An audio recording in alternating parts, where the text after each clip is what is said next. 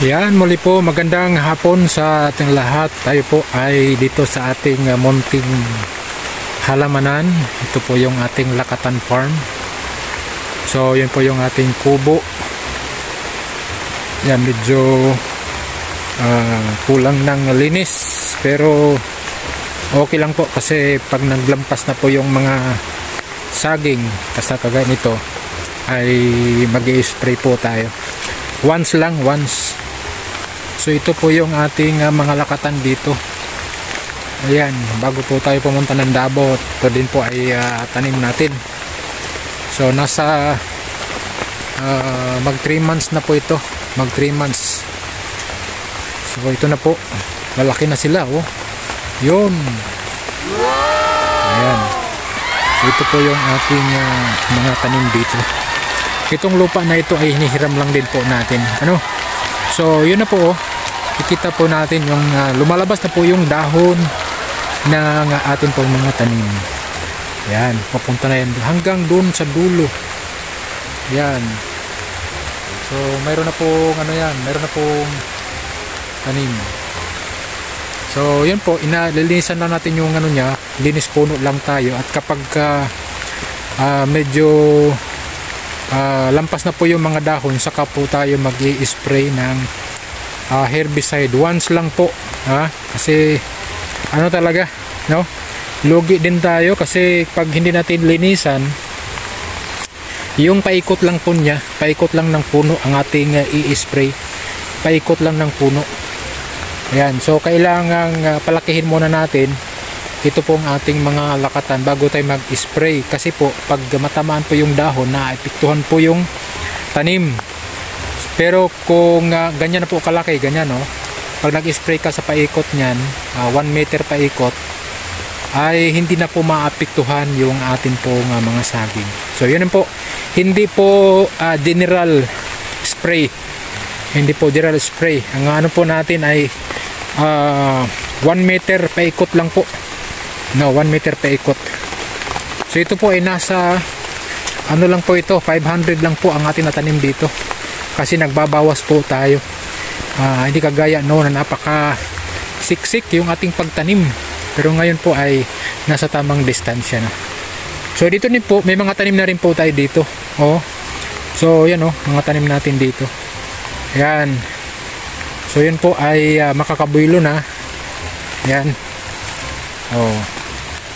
Yun po yung mga bagong, ito yung pinakahuling tanim natin. Yan. So kasama po yan sa 500 plus. At mga may nagbubunga na rin po tayo dito. So ito po ay halos kasabayan ang doon sa Villa Cuyabal sa farm number 3. So ito po, yan, isang buwan na lang yan, harvest yan. Tapos mayroon tayong nagpupuso dito. Yan, so may bunga, yan, nagpupuso na yan.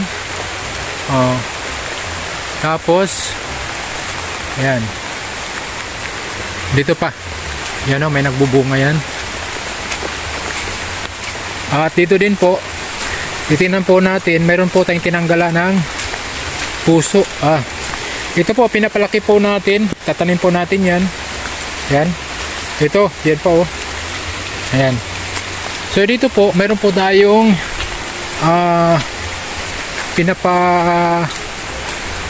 tatanggalan po natin ang puso. Ayan.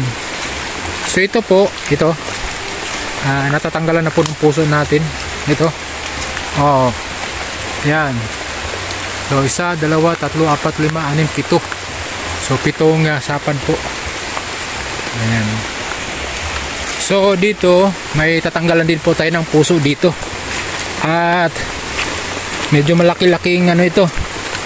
Malaki-laking buwig, So ito po, yan, meron pong nagbubunga dyan. Yan, yan ang tatanggalan natin.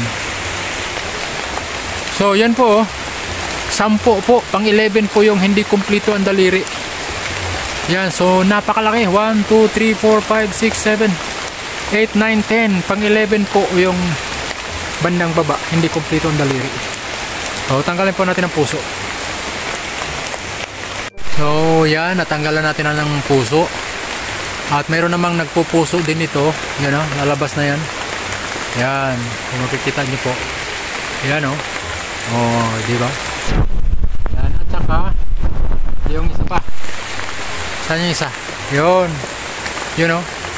Nagpupuso na rin yan. Oh, tapos ngayon doon sa unahan, mayroon tayong tatanggalan doon ng puso.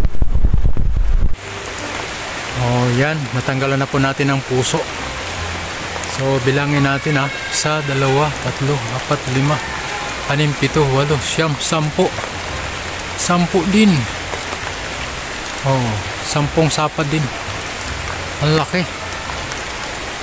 Yan. So ito po yung nakikita po natin, at least na napag-alaman po natin. Kapag kasi masinsin, yung mauna lamang talaga. Kapag mahuli ka na, lugi ka. So ito pong nauna, ang lalaki nila. Oh, dalawa po ito, yung lalaki na yun. Pero ito naunang nagbunga. Ayan. So kung tama siya ng agwat, ay parehong makakakita ng liwanag ng araw. Malaki siya.